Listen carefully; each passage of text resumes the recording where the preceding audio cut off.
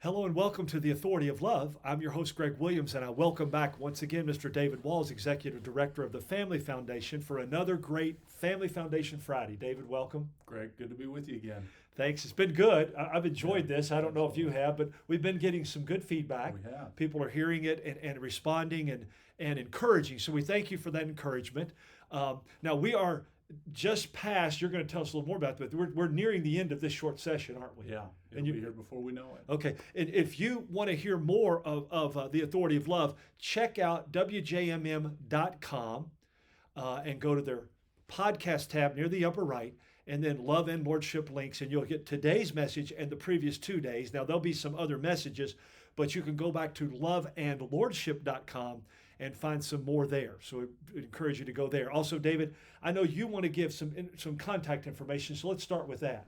Yeah, folks can connect with the Family Foundation at kentuckyfamily.org. It's an important time to stay connected. We're sending out action alerts and weekly updates at the end of the week on important activity that's going on in the General Assembly and just issues impacting public policy here in Kentucky. And how can they contact their legislator too? Because that's part of what you're going to do. How can they do that? Absolutely. If on our website at kentuckyfamily.org/take-action, we've got some action centers set up where you can send an email message. But I also want to give out the legislative message line, and this is the phone number that you can call the Capitol, and they'll take some information for you based on where you live and connect you so you can leave a message for your state house and state senate member. And that number is 1-800-372 7181.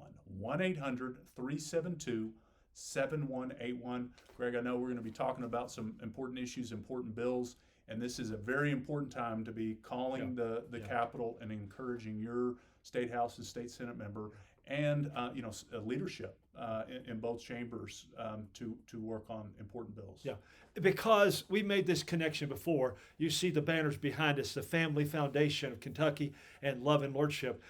Our heart and our desire in both of our efforts here, ministry and outreach, is to help people be aware, alert, and educated on those things that impact marriage and family, our culture and our community through that. And when we destroy marriage and family, culture and community are in bad shape. Yeah.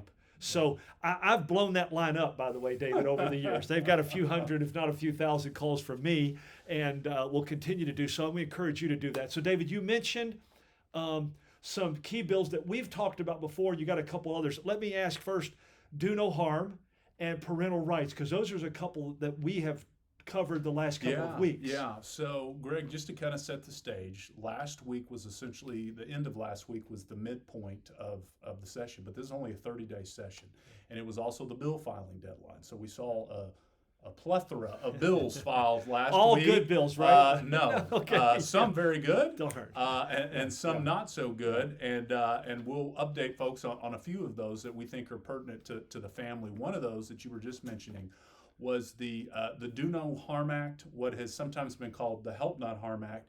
This is an important piece of legislation that is to protect Kentucky children from so-called gender transition services, what we really know to really mean hormone experimentation, potentially mutilation, surgeries, and other things that are just outright appalling that this is actually going on. But we are seeing this increase across the nation. We are seeing Planned Parenthood, for example, here in Kentucky is advertising these services. And so this is House Bill 470, was filed last week by Representative Jennifer Decker. There's a lot of momentum for this issue. There's already 30 plus sponsors of this bill. But look, we're in a moment right now, Greg, and you and I have talked about this, where the assault on the family, and particularly on really Genesis 1, what it means to be created in the image of God as male and female, we are seeing this play out really in just tragic and harmful ways. And one of those ways is in which we're, particularly amongst young people, we are seeing this push for kids to quote unquote identify, this idea that you can identify opposite of your biological sex, opposite of how God created you. And not just that, but now pushing them towards interventions, whether that mean hormone suppressants, whether that mean further on down the line surgeries that are mutilate healthy body Literally. parts, Literally. literally Yes. mutilate healthy body parts. We're talking about kids being essentially encouraged to make decisions that are irreversible. I'm going to add a Yeah, word there. yeah. And I want to say this publicly.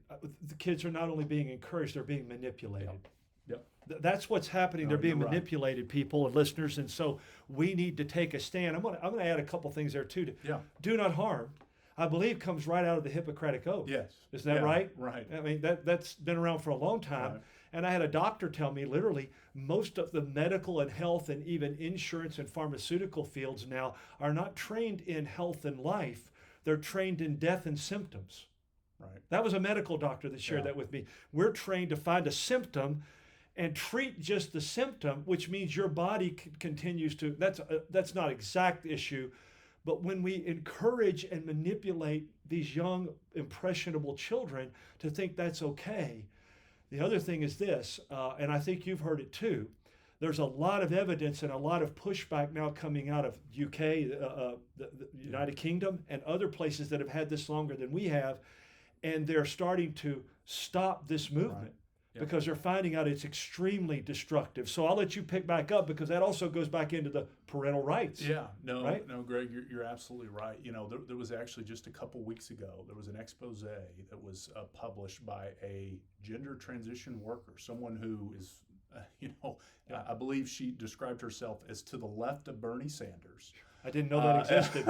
Right. And so, but had worked at this so-called gender transition clinic in Kansas City, and she just details almost in graphic detail what is going on behind the scenes. She had to leave, said I could not in good conscience be involved in what's being promoted. And remind him and again, done she because- was a gender transition right. person She herself, said, right? I am. Yeah.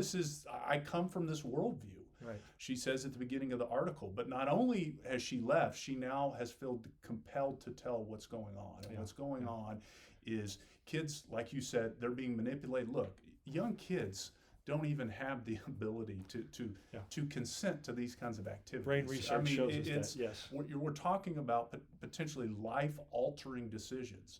And what we also see in this expose and others is that we have just a manipulative medical community in this context that is really preying upon these kids because, look, so many times these things are about dollars. Yes. Follow the money, and Yes. and when a child walks through the doors and starts heading down this path, you're talking about hormones. Yes. For the rest of their Right. life, potentially Right. surgeries. You're talking about, someone who is looked at as in terms of significant dollar figures. And so, unfortunately, that's what we're seeing happen. But what's also interesting, Greg, in that expose is, and we've seen some of this being talked about broadly as well, but this social contagion factor that is now Absolutely. going on. Right. Look, we have no Right. doubt that there are kids, there are people who struggle with their identity, Yep. and the loving thing to do is to encourage them to walk in how that they were created. Yep. But patient. these can be real things. But what we Yes. are seeing now, with it being promoted broadly Yes. in the culture, in our schools, is, they talk about situations where literally they were having multiple students from the same school show up at the same time to want to partake in these Yeah. services. Yeah. And so when you start putting this together, you see that we're in a very serious situation as it relates. And so the charge, to bring it back to, we have a moral obligation, a duty and responsibility to ensure that not a single Kentucky kid has these procedures, Right. treatments, I put in air quotes, Yes. done on them. These are harmful practices. I can't state it enough. And so this is a moral imperative, I think, one of the most important issues that the legislature needs to address. And again, this is an issue where you're seeing, the media, the LGBT moral revolution movement they understand that this type of legislation really undercuts the very core of their ideology. Yeah. And so what we are seeing is just an incredible amount of pressure, media attention, so forth, pushing back against common sense legislation like this. And that's why it's so vitally important in the really just 2 weeks we have until the veto override period starts, for folks to go to our website at kentuckyfamily.org, to send a message via email, and to call the legislative message line that I gave out. Give it again. Give that again. 1-800-372-7181. It would be a tragedy if we leave this legislative session without taking definitive action, like other states are doing right now as well, to say we are not going to allow our children to be harmed in Kentucky. And I like the word that you and many others, myself included, have used many times. We don't want our children to be manipulated and mutilated. Right. And that's what's happening. And that's, you said life altering, but it also, it likely is going to impact them the rest of their life. Yeah. They're not going to be able to get out of this You also used the word ideology. Right. And that's great, because there is no real science behind this. They call it that, but there is no real science. The real science stands on the side that we're talking about here. Give us some more updates on that. I know we want to get a few more in here before parental rights, and there's a couple of others I know you mentioned. Yeah, we have continued to be talking about House Bill 177, the Parents' Rights Protection Act. Look, there are several parental rights bills that are building momentum. That's an important issue to continue to be contacting your legislators about, and say we want the strongest possible parental rights bill passed, so that we protect parental rights. But also a part of this is to empower parents to be involved, have access to, and be informed and equipped for anything that's going on in the context against of this in their manipulation, school, and to protect against these harmful ideologies that are being taught in school. So that's vitally important. But we'll mention a couple others. I mentioned, Greg, that we passed the bill filing deadline. So there was several other bills that just of note that we'll share. We continue to encourage folks on House Bill 30. That's the Student Privacy Act, to protect, to just set a common sense policy that says boys use boys' rooms and facilities in schools, girls use girls. Representative Chris Fugit, pastor, great pro-family legislator, he filed House Bill 547. This is a bill to protect the First Amendment rights of students and teachers in light of the Coach Kennedy U.S. Supreme Court decision that was a big victory in the last term last year. So just encourage folks to keep an eye out on that bill. And then in terms of some concerning bills, there was several bills filed that would unfortunately seek to further expand predatory gambling in Kentucky. One that I'll mention is House Bill 551. This is the bill to quote unquote legalize predatory sports betting. Look, we know that gambling harms the family, it corrupts government, and ultimately it's a state-sponsored financial fraud that the state is looking to put upon its people. And so, again, you can get more information about that bill and the harms of it at kentuckyfamily.org. I'll add something to that and close us out. I had a very fine horseman, and I'll just say that, very high up in the establishments, who said to me when we were talking about this a few years ago, he goes, Greg, we're telling people that we can gamble our way out of debt, and you cannot gamble your way out of debt. And that's the lie. Right. That's the predatory gambling. So thank you. Remember, kentuckyfamily.org/take action, right, David? Yeah. Take action. And the legislative hotline is 1-800-372-7181. You can reach us at loveandlordship@gmail.com. That's loveandlordship@gmail.com. And we just want to thank you again for joining us. Thanks for taking the time, David. Another one, we'll be back with them again next Friday. I enjoyed this. I think it's good, and I like the feedback. People seem to be encouraged at it. I hope we have some big updates for next time. I hope so. Some really good ones. Thank you for joining us. Thanks for your prayers. Thanks always to the Lord. Make it a great day, and God bless in Christ. Stay tuned for Bill Reeser Encounter. I'm Greg Williams. This is the Authority of Love.